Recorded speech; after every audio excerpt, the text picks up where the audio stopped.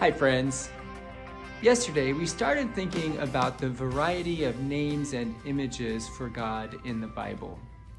Each one gives a glimpse into who God is and how God relates to us and how God works in the world.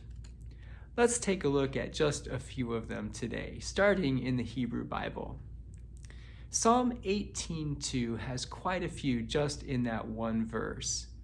The Lord is my rock, my fortress, and my deliverer, my God, my rock in whom I take refuge, my shield and the horn of my salvation, my stronghold. This impressive series of metaphors is essentially saying that God is the source of life and strength.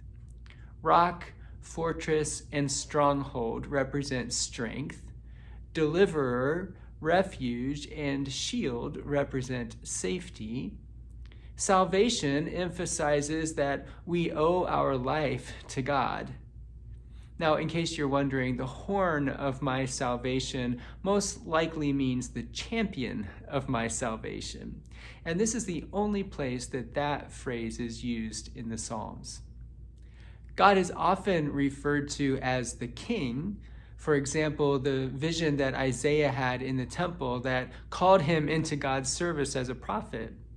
And I, Isaiah said, "Woe is me, I am lost, for I am a man of unclean lips, and I live among a people of unclean lips. Yet my eyes have seen the King, the Lord of hosts." In Revelation, Jesus is called the King of Kings and the Lord of Lords. And this name, King, suggests that God is sovereign over all creation. Another image for God that occurs both in the Hebrew Bible and the New Testament is shepherd. In Psalm 23:1, we read, "The Lord is my shepherd."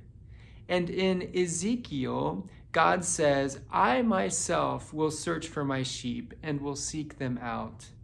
As shepherds seek out their flocks when they are among the scattered sheep, so I will seek out my sheep. I will rescue them from all the places to which they have been scattered."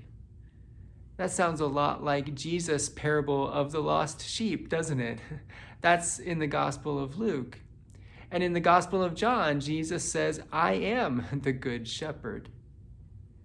It may surprise you that several times in Isaiah's prophecy, God is compared to a woman in labor or a nursing mother or a comforting mother.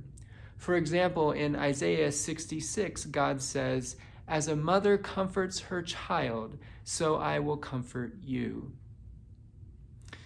Turning to the New Testament, in 1 John chapter 4, verses 8 and 9, we have several important names for God. Whoever does not love God does not know God, for God is love. God's love was revealed among us in this way. God sent his only Son into the world so that we might live through him. So there you have God is love, God is the Son, and God is life. In a similar vein, the first chapter of the Gospel of John says, "What has come into being in him was life, and the life was the light of all people." Again, him refers to the Son, Jesus, and he is life and light. Of course, Emmanuel and Savior are two very important names of the incarnation of God in Jesus. And we hear both of them in the birth narrative according to the Gospel of Matthew. "She will bear a son, and you are to name him Jesus, for he will save his people from their sins." All this took place to fulfill what had been spoken by the Lord through the prophet. "Look, the virgin shall conceive and bear a son, and they shall name him Emmanuel," which means God is with us.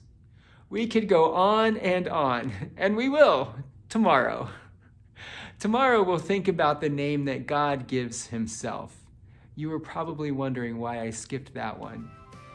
Thanks for listening today. I'll see you tomorrow.